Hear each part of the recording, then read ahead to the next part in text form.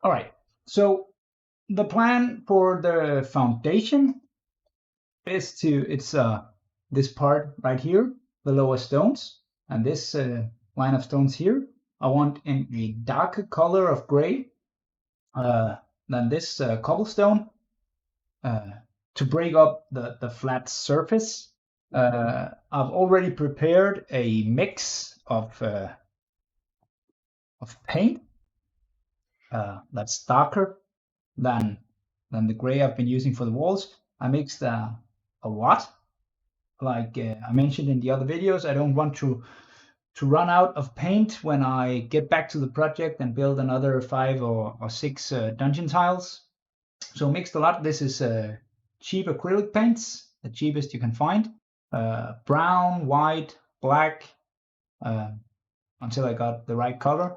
A lot of PVA glue to make the foam harder, and some sand to add just a bit of grit when painting. So that's the first part of the plan tonight. Paint that on all the dungeon tiles. And while working, I better talk about everything hobby related that comes to mind. I have a few points prepared. All right, let's see if we can. So since the last video, I've upgraded my setup in the last video because all this is a learning experience, all new. My setup was 5 chairs built in some kind of pyramid structure with a couple of sticks and duct tape to hold the camera. And now I work at a school as a teacher, and summer vacation, summer break just started, so school's off for summer. So I went to the music class and took home a microphone stand, and that works brilliantly. Much easier to put in the right angle and right height, and that will come in handy when I start doing some battle reports, hopefully soon. All right, so just started painting the foundation here. There's a nice difference in the color. I hope that it darkens even more when it dries up. But even if it doesn't, it adds something good to the build. Today has been insanely hot, by Danish standards at least. And right before this stream was about to begin, it started raining, and everything has cooled down a bit, so that's nice.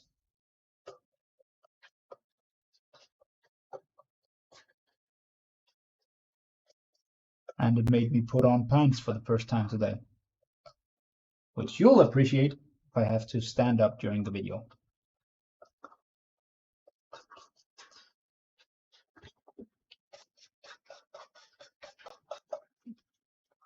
So one of the things I've prepared for as a talking point tonight is I want to talk a bit about paint pledge group that I'm in to motivate painting and hobby work each month to don't stop doing hobby work. And the reason behind it, I'm going to get into that.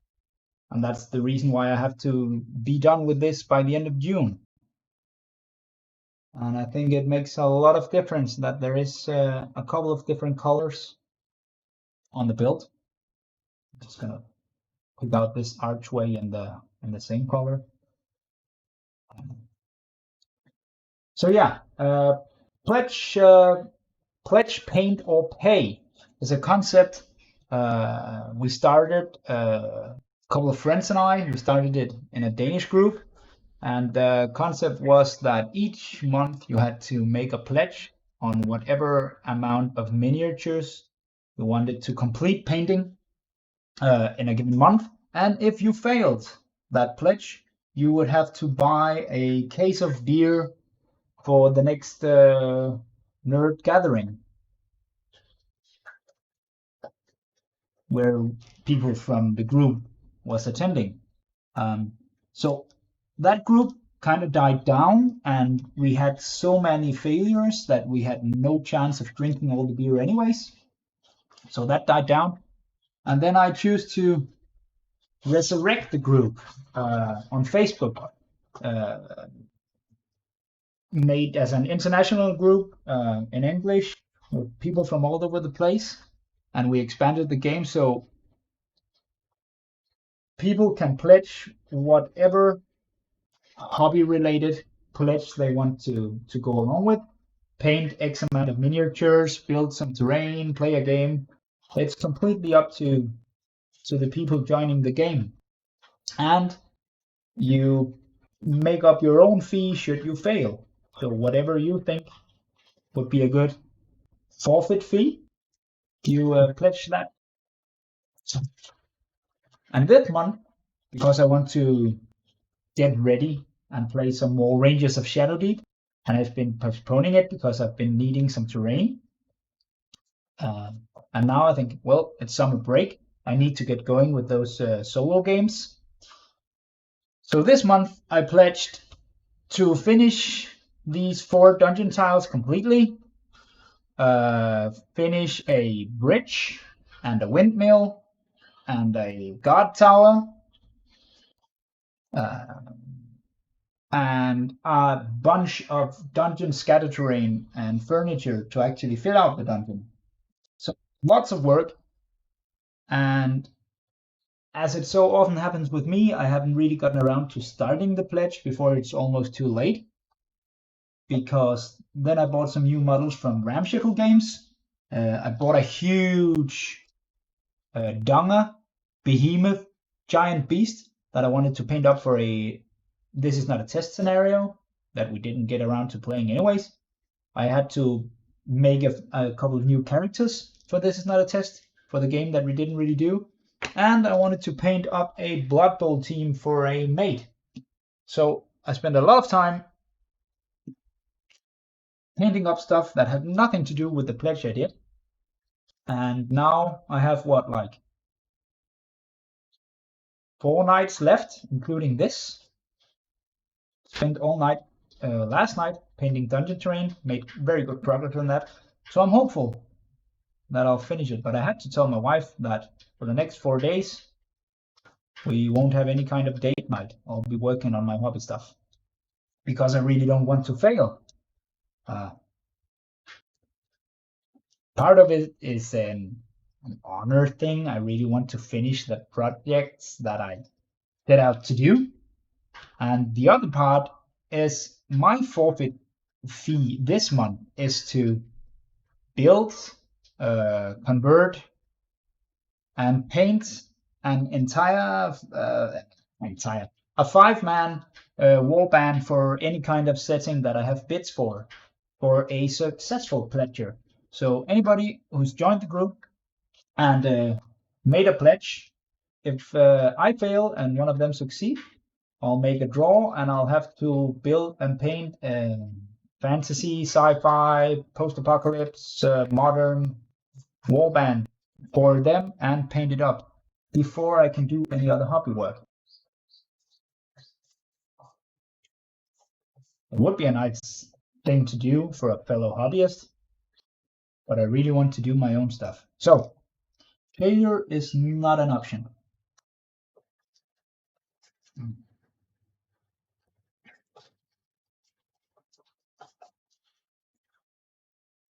All right.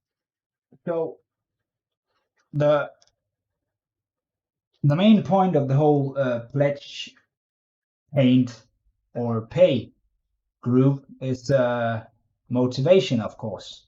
It's about hobby motivation and getting stuff done. So a part of the game is to upload photos to the community. You can join it on Facebook or on the Discord and get the support of other hobbyists, compliments, good job, back claps to help you get done. And I think it's a question that comes up fairly often in groups. What do you do when painting motivation fails and it's gone?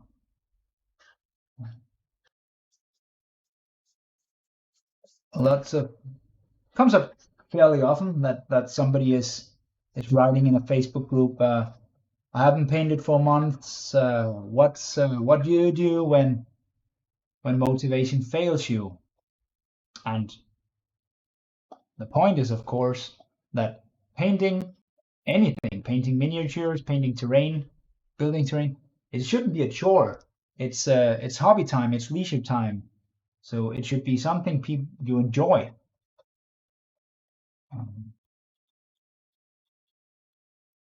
Personally, painting is not my favorite part of the hobby.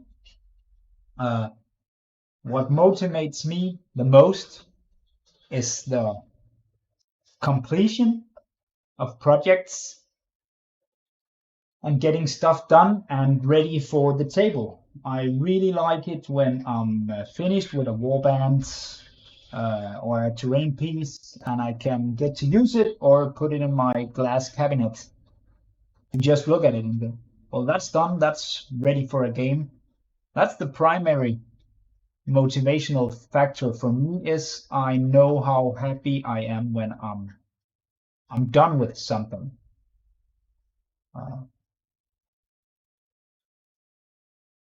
The painting itself, I don't really find that fun. The fun part is hanging out in Discord, talking to other geeks while painting, or re-watching or hearing some movie that I've been watching a gazillion times already. I can't count how many times I've listened to Futurama instead of watching it.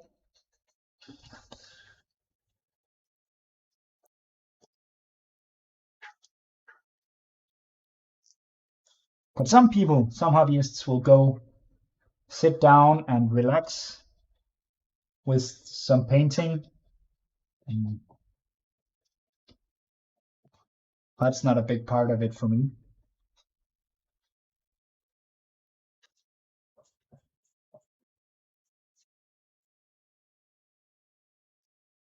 I do relax, of course. It's not like it's stressful painting anything. You can see, you have to get this out of the way from the picture there.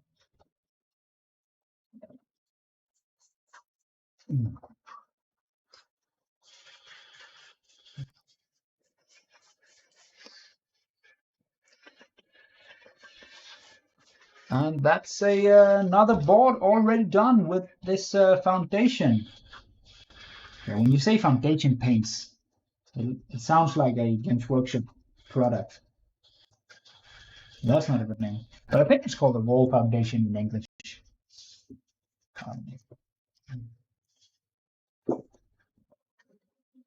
So where do I get the foam material I'm using for the dungeon build? I know a lot of people use XPS foam. I just ordered some thin XPS foam sheets for to do some bases. But I think that XPS foam in a thickness like these walls is too expensive. This is cheap foam from the hardware store, and it's used as a noise insulation under floorboards. You can get some big floorboards, and you put this layer of foam underneath to cancel some of the sound. It can be quite noisy, and it's super cheap. You'll get I don't know, like 10 square meters for a few bucks.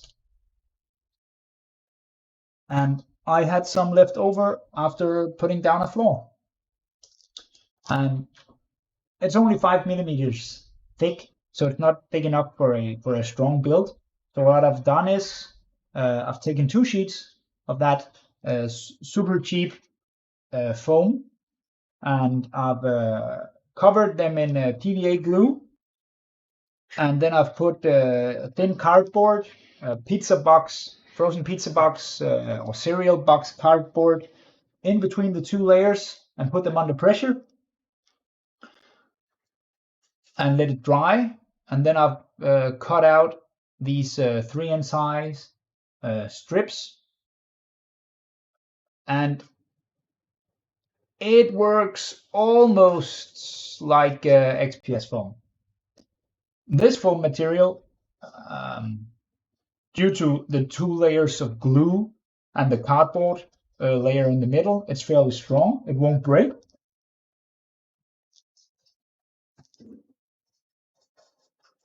And you can draw in it. All the stonework is drawn with a cheap black pen from the grocery store, and it will stay in shape. Just like any other foam material, it will melt a bit if you spray paint it. I have used it for roofs on frostgrave buildings where I just spray painted the foam, and it doesn't melt completely away, but it will get a funky surface.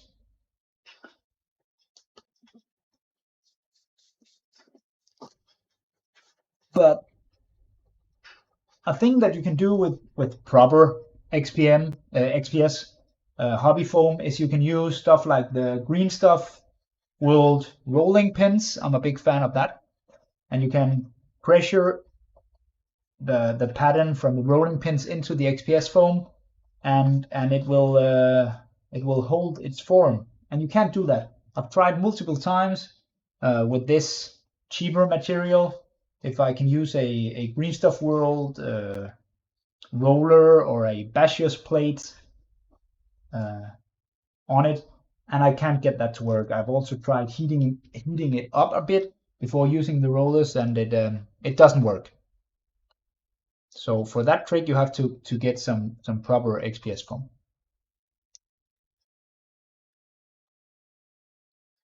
But the key strength in this material is I already had it lying around, so that's one good reason to use it. And the other is that it's so insanely cheap that buying a single pack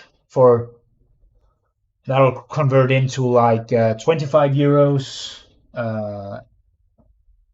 for 10 square meters of this stuff is more than enough for an entire dungeon build and pretty much whatever else you'll come up with for the next many years.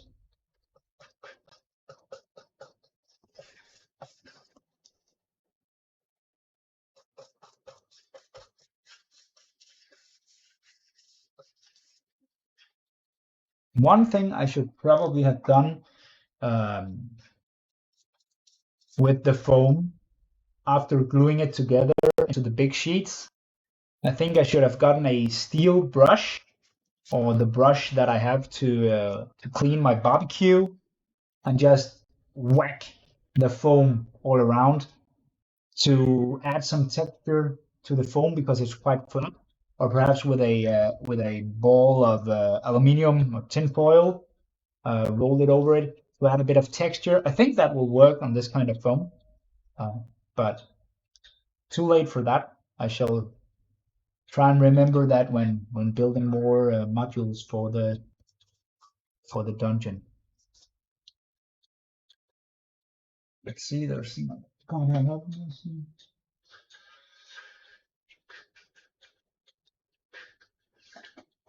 have you seen they also make little cutter tools to cut out small tiles? It's 1-inch square tiles with a dungeon pattern on them. Yes, I have seen that tool, and I also considered buying it for the food. And I can't remember. I think my reasoning for not getting that plunger tool. It's like a stamp where you stamp the XPS foam or whatever hobby putty you're using, and you'll get a 1-inch square tile. I think my reasoning was that I knew that the rollers was not going to work on the foam that I had, so I didn't think that the plunger would work either. And using putty to make all these small tiles would take forever, and everything would raise cost more than I was willing to do on this project where I wanted to keep the price down. So that's why I haven't got it. And I can't even remember if I have, for the last couple of years, back when I got into Frostgrave, I just ordered a huge bunch of round cobblestone and paved stone bases from Renedra for cheap, and I've been using those ever since, and I haven't run out yet, so I haven't had to make my own bases. So I'm not really sure if I have a rolling pin with a cobblestone pattern. I know that I have a couple of sci-fi ones. I'll have to look if I have that.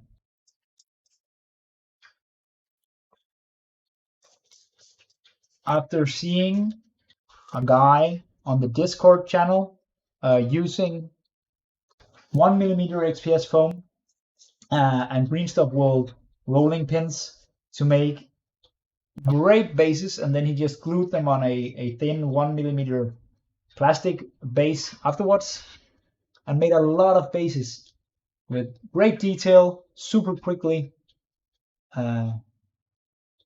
I went online right away and bought some 1mm XPS foam, so I'm really looking forward to trying out making a bunch of bases like that. It was a German store, super quick delivery, came, I think it was 2 days after placing my order. The foam was already here. And I was glad seeing that tip. I think I'll copy it and make a video out of it, perhaps some evening when doing the bases, because I've just used the remaining sci-fi bases that I had lying around. So the paint you're using seem a bit grainy. Do you have like pigments mixed in or just straight up paint? Yeah, it's the paint I'm using is a mix of the cheapest kinds of acrylic paints that you can find in a craft store or grocery store. Actually, they're like €1.50 per tube. So I just have a bunch of them in the ground colors, and the paint mix that I've done is half PVA glue and half a mix of other colors. I always mix PVA glue into the acrylics that I use for terrain because it adds a lot of strength to a foam build like this. And yeah, it's grainy because I added a lot of sand to the mix as well. Because the foam doesn't have a lot of texture, I thought that mixing in some sand to the paint and it being half blue would add some good texture to the build. And hopefully this sand will also help the layer of brown wash pool up better, and yeah, it should make everything look better in the end. I used the same kind of mix of PVA glue and cheap acrylics when painting NF terrain, and I also mix sand in with that.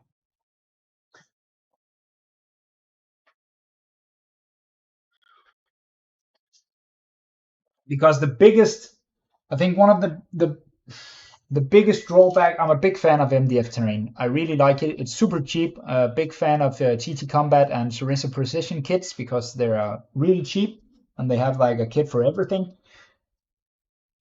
so I've built a lot of MDF kits, and the biggest drawback of MDF for me is there are always, if you get the cheap kits, you'll have some pretty huge flat areas. When I get back to doing that guard tower, that'll be an example. It's pretty boring. There's some edge details in the walls, but it still looks really flat. So with a few smart tricks, a few pieces of cardboard, you can make some stonework stand out here and there. That really adds a lot. Or when painting a flat surface, if you mix a bit of sand into your paint, it will add a lot to that MDF kit.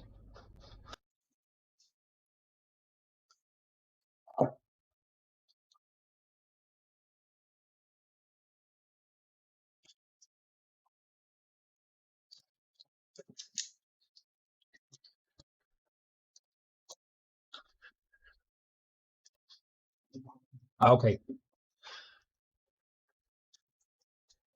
so we should probably take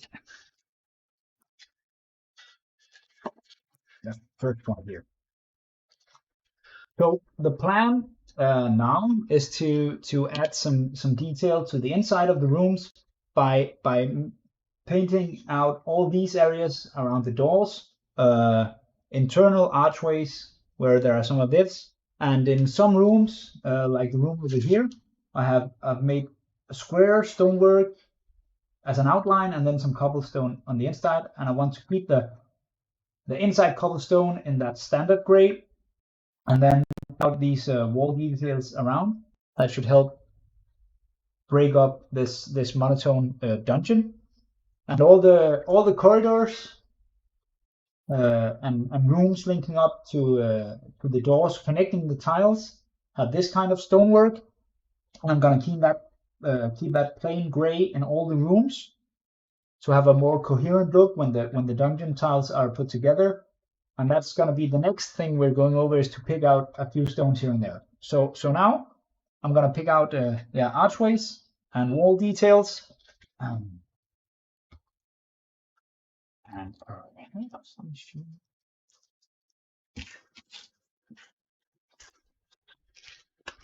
I think for the I'm going to set that through.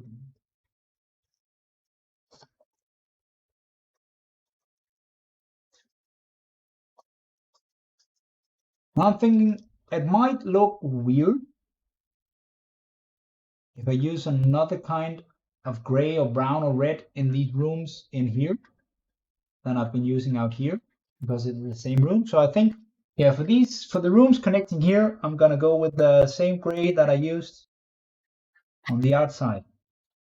Now, this door right here was glued in place too soon. I shouldn't have done that, because now I might end up messing it up with this dark gray. The plan is to add the doorways or the doors as the last thing. I've painted up the doors with regular miniature paints and washed them, and I don't want to mess up that paint job with a super thick cheap acrylic.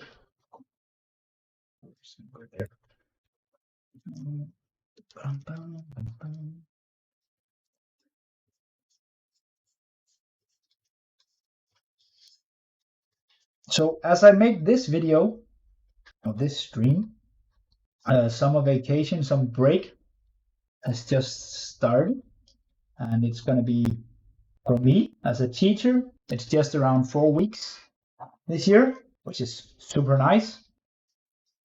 And I plan to get a lot of gaming done, or at least some more with this whole COVID situation. I haven't played a game since February, and I've been wanting to do some solo gaming in 2020, and that might be a good thing to stream if I can find a format where I can explain what I'm doing. in a way people want to listen to wargaming. And I'm really looking forward to continuing my adventure in Ranges of Shadowdeep. All right, time to mix up some kind of color. I haven't done any color for the inside details. I thought I would just mix something as I go along. Paint it on when I'm out. I'm gonna mix in some more, so I get a lot of different colors and nuances on the inside. I think nuance is that probably, I think it's just called a tone. And anyways, yeah, I better look that up. I like how you decided on making your dungeon modular, unlike many people who make it static, non-changing setup. Yes, that was key when I've been messing around with this want to build a dungeon board for a very long time. It's a childhood dream because I grew up with HeroQuest.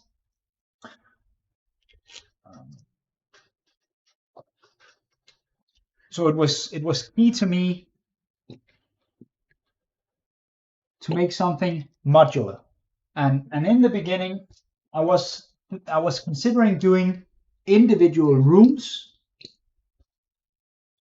but that would turn out to be a lot of rooms and a lot of extra walls that would just connect anyways.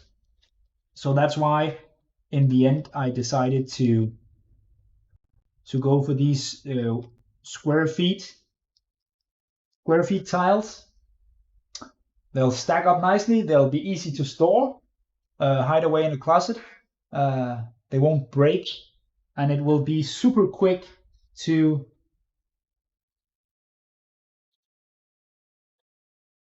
do a setup when you're ready to get in. And I'll still be able to do different kinds of setups. So this is this is the beginning, the 4 corner tiles. And at some point I'll get back to the dungeon builds and make 4 more that will connect between the corners. And for those designs, all the corner tiles have an entrance here and here, so they can link up in different ways. And I want to do the same thing with the corridors. I want to make sure that they have an entry here and here, so they connect up nicely to all the corners. And some of them, I think 2 of them will only have a connection here and here, and 2 of them will have a connection here, here, and here. So you have 3. And then for the center room, I'm just gonna make one big room that can be the dragon's hideout or the center of a church or whatever. So one large room, and make a few modular pillars to put inside that. So I just mixed up a color here for the first room. Dark gray. I mixed in a bit of blue because this is a blue tiled room. So going for some kind of sand color wouldn't cut it. That would look out of place. Make sure that I capture the video. So finished painting the stone citadels in one room, mixed in a lot of brown and red for this one because it has a red floor. This floor is very red, bright red. So yeah, that's gonna really need a thick layer of brown wash to tone it down. But I think after it's gotten a layer of brown wash, it will be really good. Then I just mixed in some a bit of green in the paint that was left to get a new tone for this room. This is a bit hard to paint because it's so small, and I'm not going to be making when I get around to doing more dungeon tiles. I don't think I will be making any rooms as small as this one because it's really not that fun to paint them.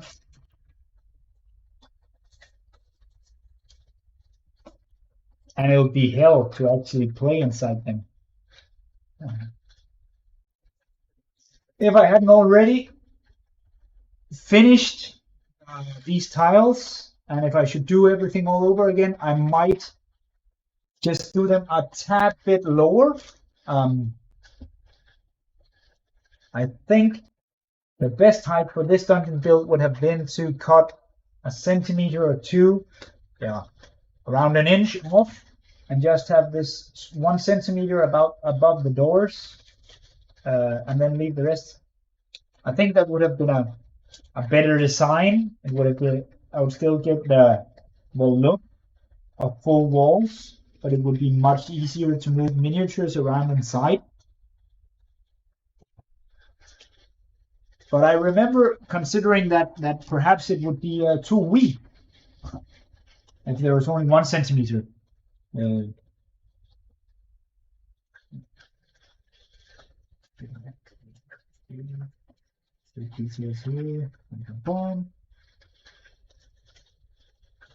All right, that's all the wall details done on another tile. Excellent, good progress. There's hope. I might even get done before the month is over.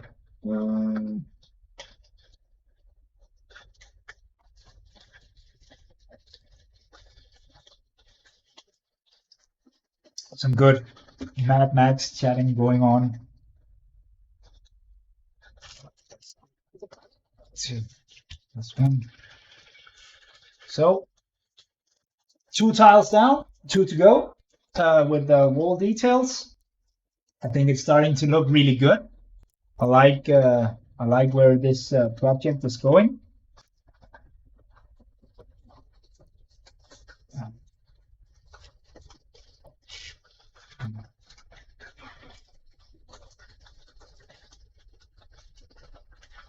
And unlike a lot of my terrain, this is going to see a lot of use. A lot of the terrain pieces that I've done has only been used a single time, because I like building terrain, so I'm always making something new for scenarios. That doesn't really work with this dungeon. And the next game of Rangers of Shadowdeep will be set on an outside board. I've just gotten a new mat. I've been waiting to get a grass themed mat. I just got one from Tiny Wargames, and I have a river which is needed for the scenario, so I'm all done for that. And then the next 2 scenarios in Rangers of Shadowdeep after that is going on inside, and that's why I want this dungeon build to be ready, so I can get on with the campaign. And then I actually have I really want to play through Perilous Dark, the solo campaign for Frostgrave as well. I think I'm gonna, as part of, I'm hoping that I can get Osprey Games to get me an early copy of the new Frostgrave rules, because I would really like to do some 2nd edition Frostgrave games of Perilous Dark, and a lot of the games in that campaign is taking place inside. So for that, this dungeon build is going to see use as well.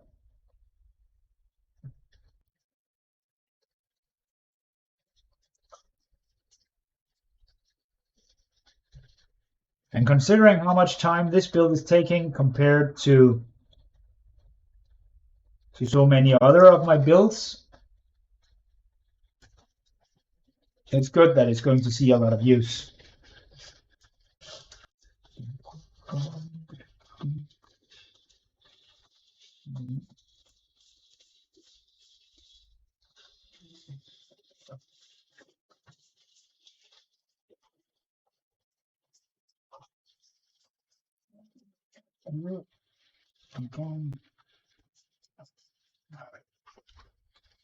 It's another room done. I think that I'm just going to paint some of the tiles here on the floor in some kind of pattern. What should we go for? Oops.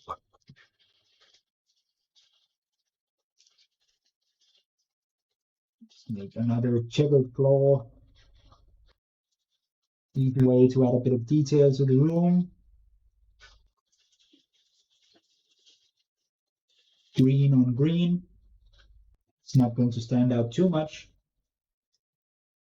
but considering there's not really any wall details in this one, will help make this dungeon tile more interesting with a minimal amount of work. All right.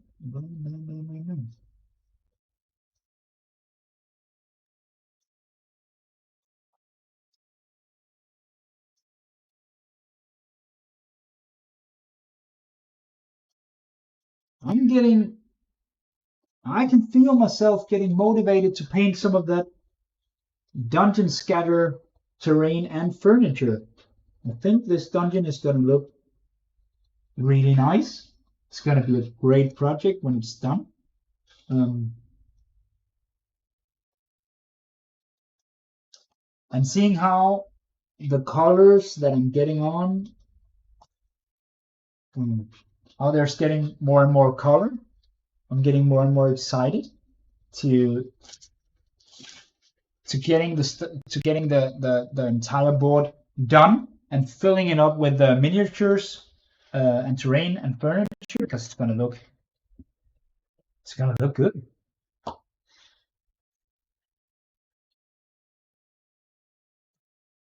I'm on the lookout at the moment, or my manager, technical manager. We need to find a good name for it. Is on the lookout for a GoPro camera. The responsibility is, of course, mine to get one. I need a GoPro for some good flyby shots. The webcam that I'm using is fixed in place, and it isn't too easy to get it to sit right. So I need a camera that's easy to make a trip flying over a board when I'm going to fly out making game reports and live streams of solo games. It would be nice to have a camera for a quick roundup, and after a game round in any kind of game. I think it will be tedious. If you convert the stream into a YouTube video, it's going to be super tedious if it's 2 hours of showing everything going on while playing. But a super easy edit is to, after each round, with the GoPro camera, fly over the board and just pick out some of the more important details that happened in the previous round. And that would be a good way to show off the inside of the dungeon. Just took the paint that I had. It was green before. I added a bit of red color for this room because it has the red and the blue floor, and I think that blue stones would look off. So added in a lot of red. It's not red stones, but they're kind of brown now. But it fits in nicely with the floor. Almost looks like clay.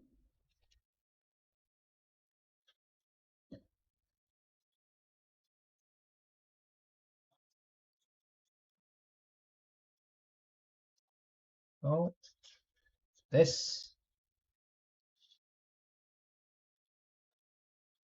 on there.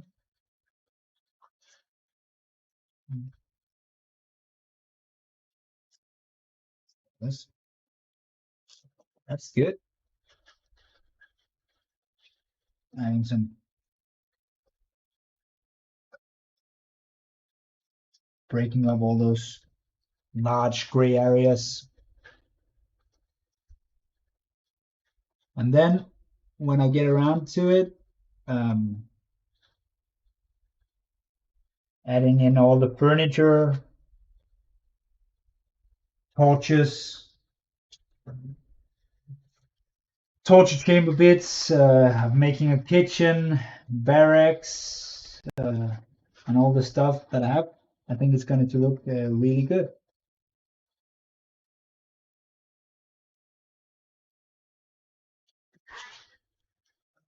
I need to go over this one with some metal paint. It's hard to see if you can capture it. Oh no, that's impossible. Yeah, there. I've drawn in a small grate down there. Uh, I think I'll go over with some of my proper miniature paints to paint out that one with metal details. Uh,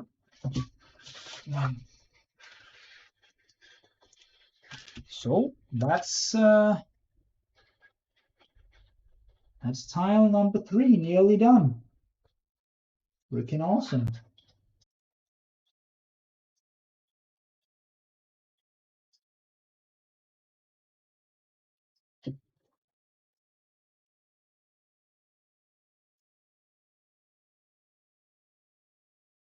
I'm gonna go over the walls now, and I'm just gonna use the two kinds of gray that I have. I'm gonna use some of the gray that I mixed for the wall foundations, and I'm gonna use some of the even darker gray that I used for the corridor floors. And I'm gonna pick out a stone here and there in all the rooms for a bit of color variation. I might even go over, pick out make a dark brown stone and one that is greenish perhaps. And no particular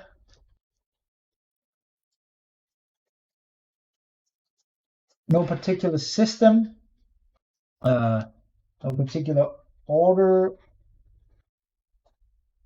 but it will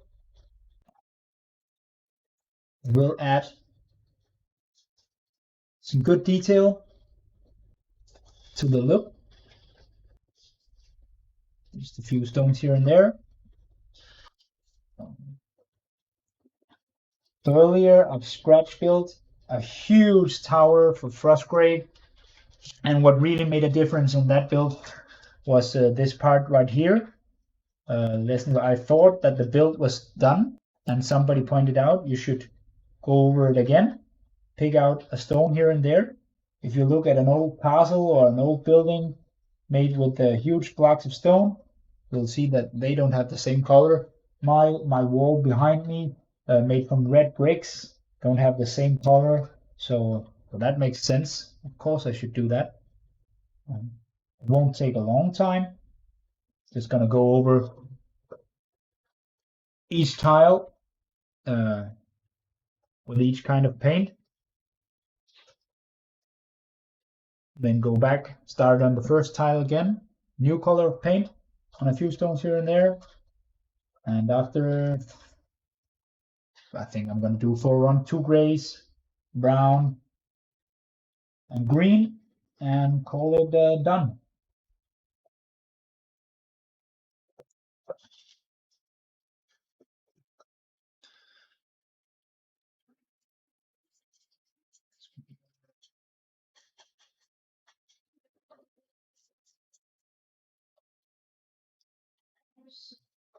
Nice, very nice.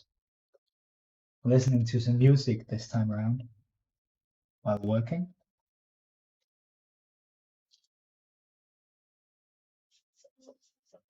Boom, boom, boom.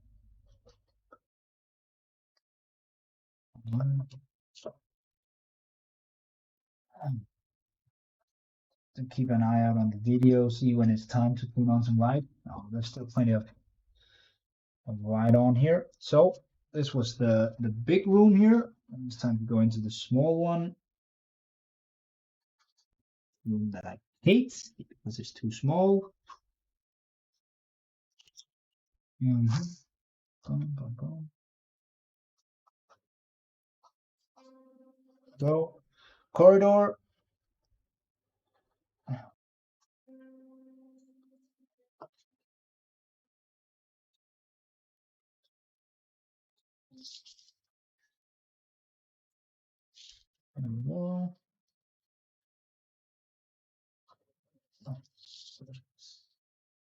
Yeah, this is gonna. It's nice to see when doing stuff like this, how with each step, uh, the detailing getting visibly better from step to step. The previous one was the floors, then foundation, then the doorways, and now these single stones, and how much it does to the look of the build. That's one of the motivations when doing when I'm painting miniatures. So I'm just picking out a few stones. Before I used the gray, now I'm using more of a brown. I don't want as much brown as the grays. I'm making sure that I'm not using as many of those, because it's important for me that gray is the dominant color of this. So just gonna pick out a few stones here and there on a larger wall.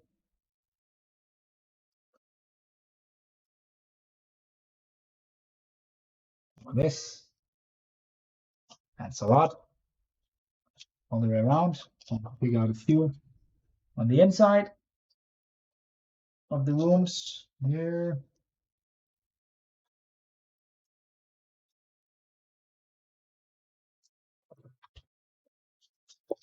Just trying to pick stones at random.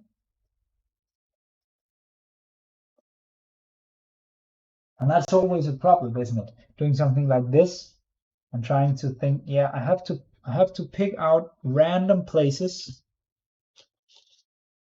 and my brain is always trying to find some kind of pattern in that anyway, so it won't really look random no matter what I do. But we'll try. Just to stand on that small wall, on this one, and there, go, and there. Has one, and then here a corridor. That's great.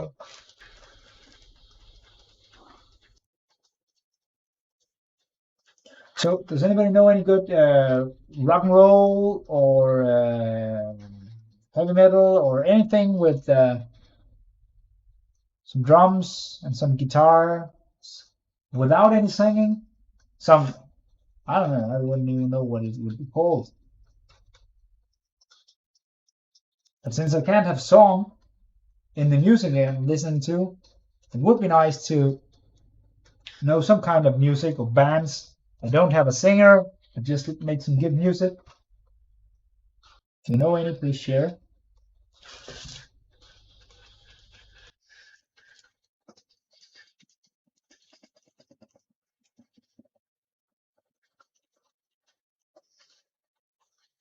Because there's something new right now. I wonder what it is. Still the soundtrack for some kind of game.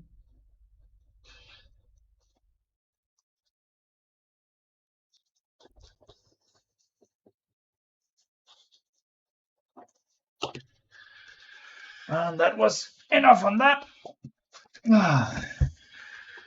Next up, we need some more light. Oh.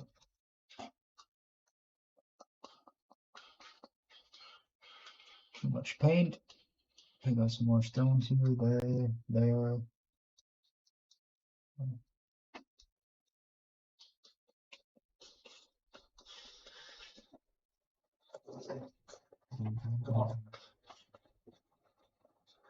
Brown stone, brown stone, brown stone.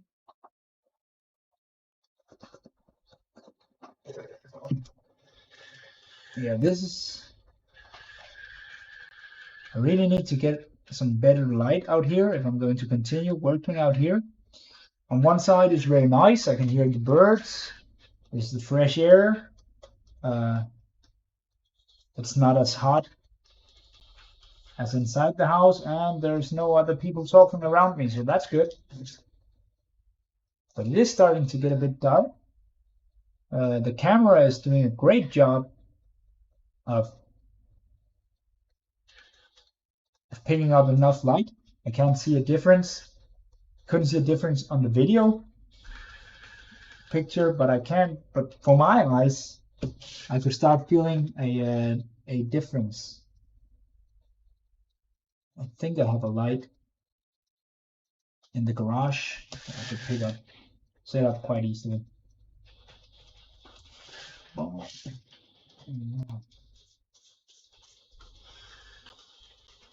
I'm going to stand in there, and this color go right here.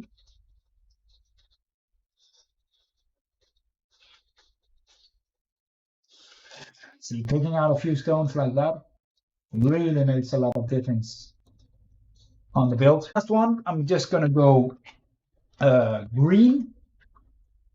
This lichen kind of green. It's not shiny. It's nearing, it's grayish.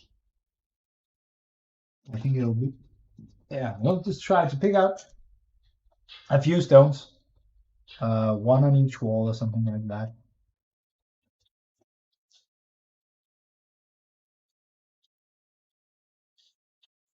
And since it'll also have a layer of brown wash covering it, shouldn't look too out of place.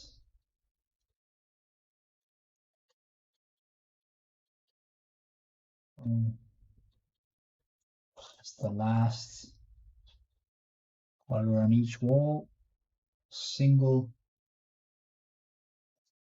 greenish brown stone.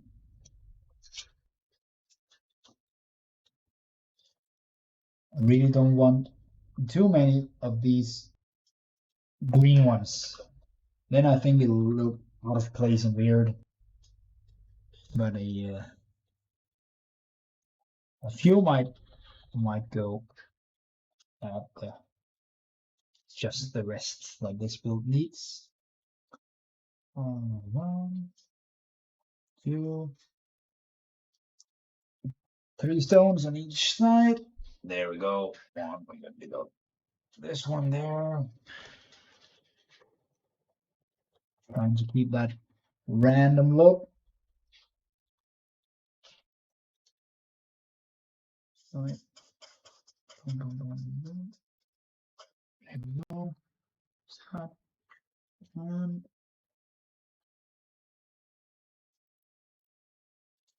inside of the prison tile. There we go. Boom, boom, boom.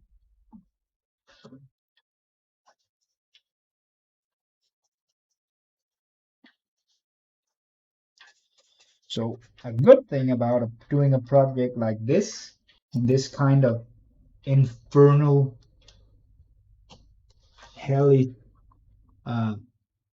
heat, is that the paint dries up fairly quickly. So when I'm done with tile number 4, it really shouldn't be a problem starting to apply a layer of wash at that point, because the paint should really be dried up on the first tile already.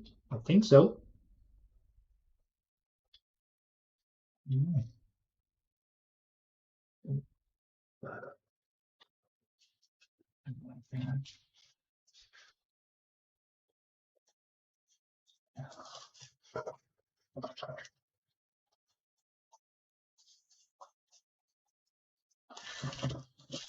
Yeah, look at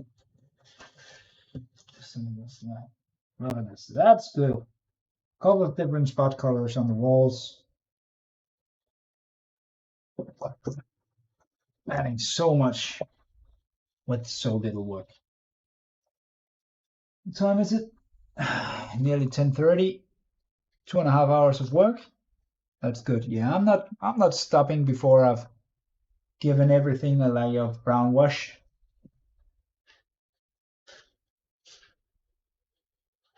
because then we are so close at calling this thing done. And I'm just left with applying the doors, which won't really be a video in itself. I think I'll do a video showcasing, and that's not going to be a stream. I'm just going to do a video showcasing the completed build, and after I've applied some lock here and there, the doors.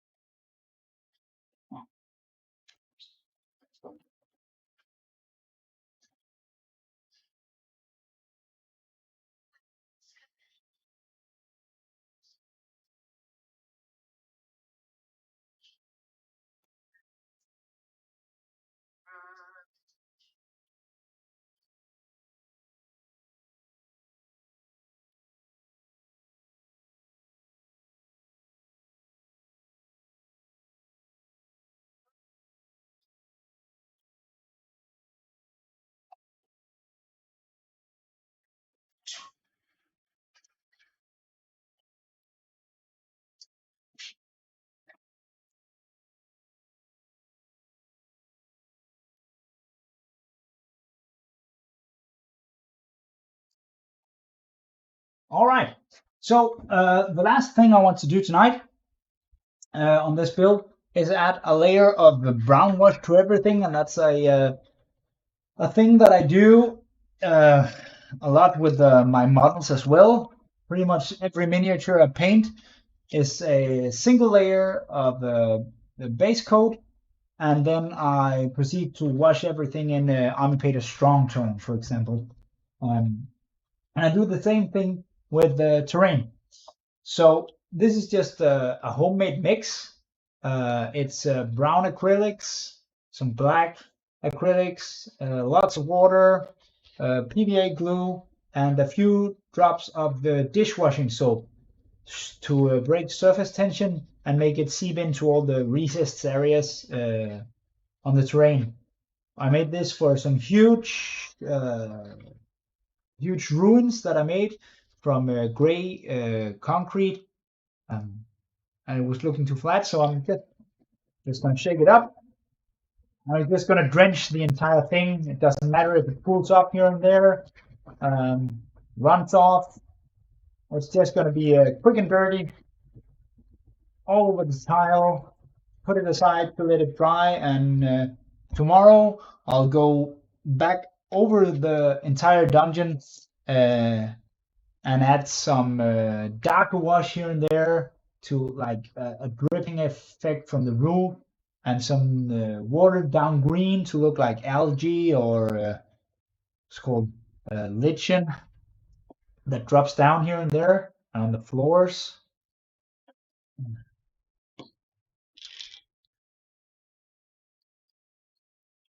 There we go.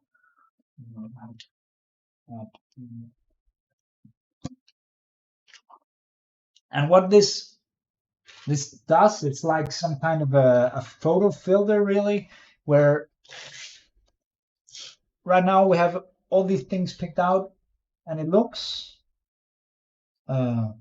doesn't tie together very well because we haven't done any highlighting or dry brushing everywhere, so it's pretty clunky. And what the brown wash it does is it ties everything together a bit, giving it the same,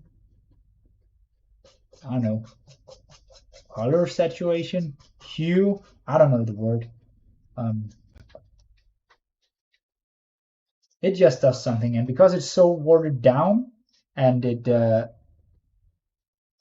pools in corners and in the recessed areas, the wash really adds different tones of brown everywhere. So it's not like it's all going to look the same, and I'm just going to use, a lot.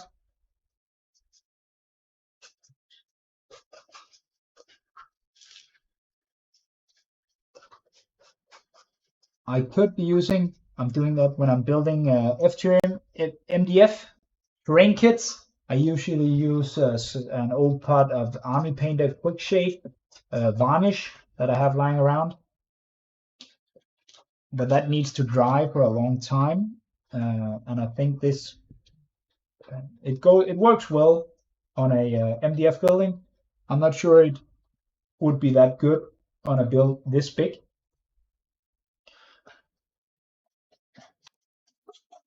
because I would have to use too much of it. It'd be interesting to see if this how it works with the black detailing I've painted the stonework with. We'll see. So just pulling it on, making sure that every stone gets covered, and some of it will run off, some of it will stay. But now everything in this room has that same. It tones everything down a bit in a way that I really like. And for all my cyberpunk terrain, this has been a great trick as well. Everything looks dirty, and then I've painted a bright graffiti on the buildings after I've brown washed them to make the bright graffiti stand out even more, but letting the walls have a very dirty, rundown look.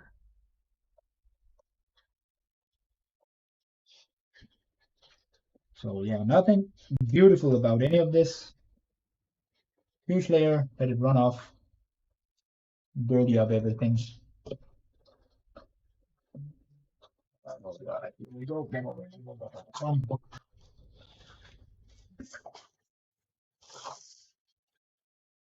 This is a super cool stage to reach, because it means that I'm really nearing completion on the project, and it's time to wash everything and tone down the colors.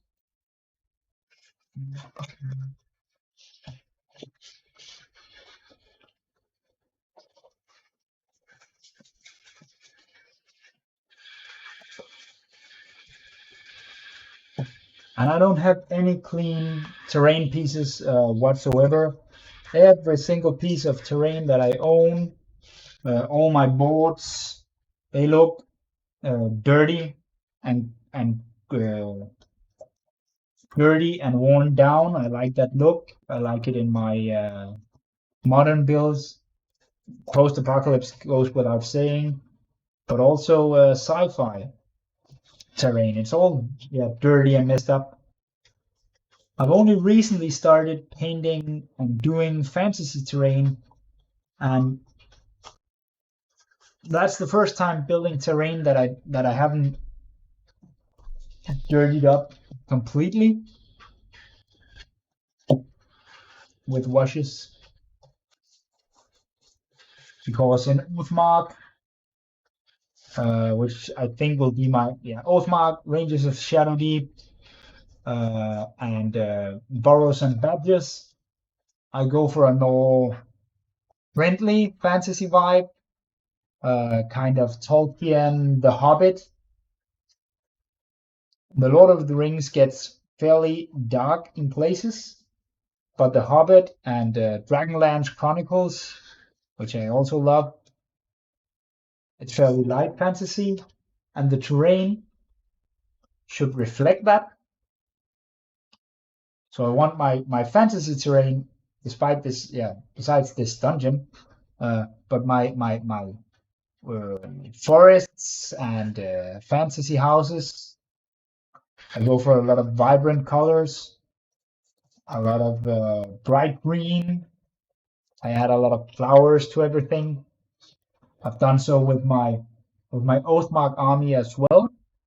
Despite it being an orc army that's going to be led by a dark overlord, normally I would reflect that in the bases as well. I mean, back when I did a Chaos Dwarf army, it was so bases with burnt grass and lava and dark stones. Same goes for my Chaos Blood Bowl team. It's also on burnt grass. But I haven't gone that way with my Orc army. I've gone bright green, flowers, different kinds of tufts, because they need to fit that bright fantasy where even though they're the bad guys, it's not. It needs to be kid friendly. I think.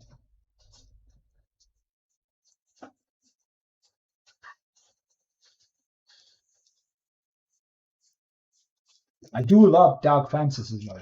I love the Warhammer old world setting. I love the dark fantasy and the Witcher books, TV series, and games. All I really enjoy it. More time, fantastic setting. Return to the floors. Thanks for watching. Thanks for checking in. Thanks for dropping some comments on the chat. There's a nice last message. Sometimes with the real world being upside down, it's nice to escape into a brighter fantasy world. Exactly. That's the point with the fantasy terrain I'm building. It's a fairy tale land, even with the bad guys. Thanks for watching this video of me finishing painting the dungeon board. Please take a moment if you like what you watch. Blah blah blah. Go for the follow, like, subscribe, share, retweet, whatever. It helps the blog grow, and it's fun for me. Thanks for the interaction. Links will be posted just below. Cheers.